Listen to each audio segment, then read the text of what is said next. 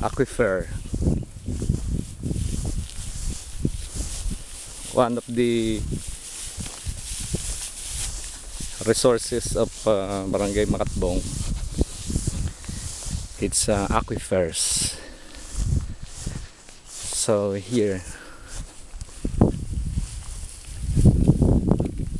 we have a well.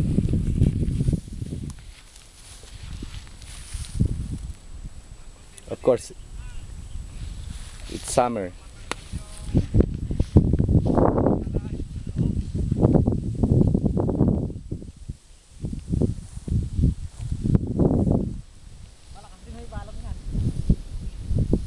This is the proposed MRF site. As you can see, the place has no waste. So this is the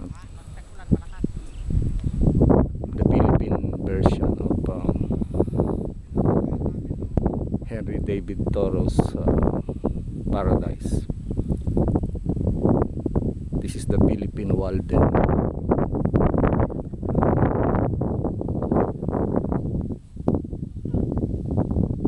To the east you can see the Kalanutan Mountains. You won't see a piece of plastic.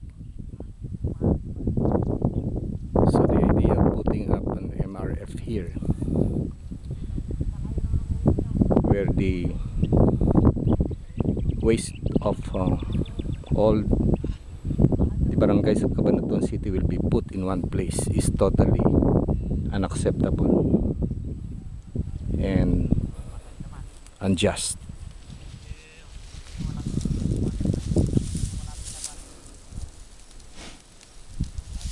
It's a pristine place.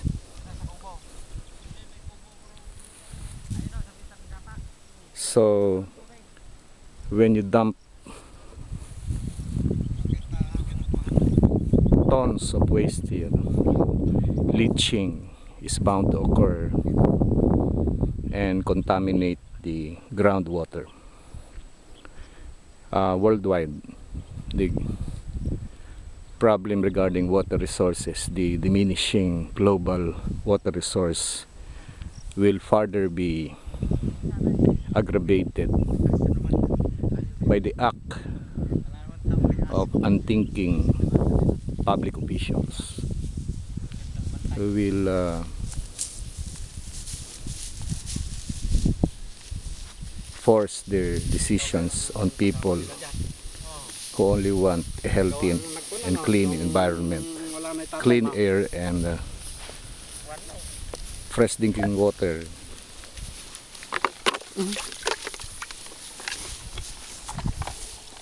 Ito, pinapaksiyatan mo ito at pinapainuman ka po ng kalabaw. Opo.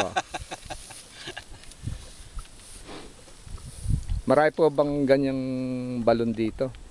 Marami, meron pa raw. Yung kay Konay, kay Balikbayan.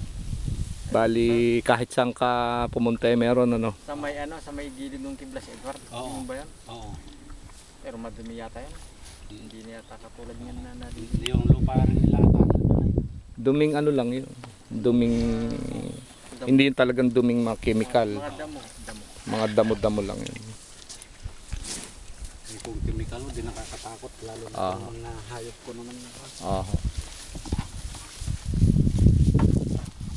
Pag nagkabasura dito, kakatas dyan yan. Yung mga ano ng baterya. Wala nang painuman kung tagaraw ng kalabaw. Kasama ko rito si Carlos na nagpapastol nung meron siyang kalabaw. Pag tagaraw. Pwede po bang sumalo nga po kay ikon nyo nga po yung isaboy nyo nga po.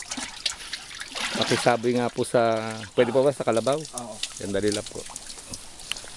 Kalinaw ba? Lino.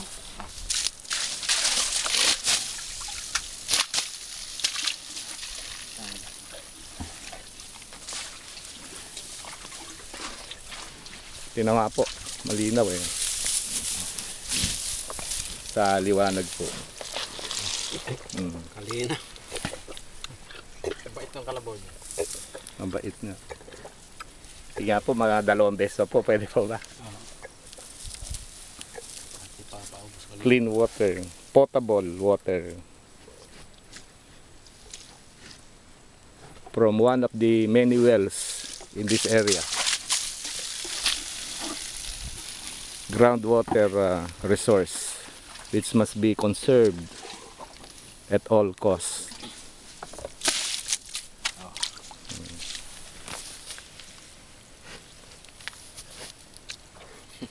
Talagang Oo, sila.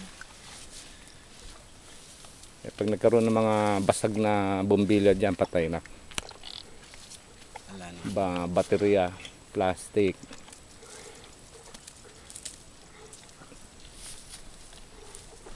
Isang ano pa nga po, saboy ng tubig.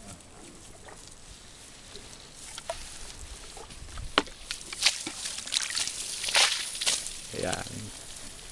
Thank you. Dito ako naliligo kung kwan. Pwede rin paliguan siguro. Kaya ito yung mga dahon-dahon lang eh. Oo. dahon lang. Kwan lang yan, nung tinabas ko ito. Kwan po yan, yung nalalaglag dyan. Gaano katagal na po itong balon na to? Ay, mga line of 7 pa, ano yan. Mga 70s pa, no? Oo. Mukhang luma na yun. Line of 7 dahil nung hindi man konti. Line of 7. Yan.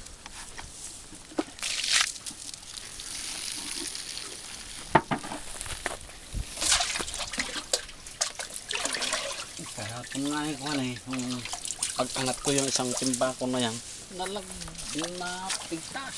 Nahulog. Nahulog doon ako, puro akong lumusog doon.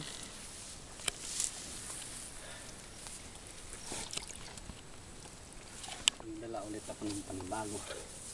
Tututos ko na, plastic. Ay, ito, parang guma na. Ako na po yung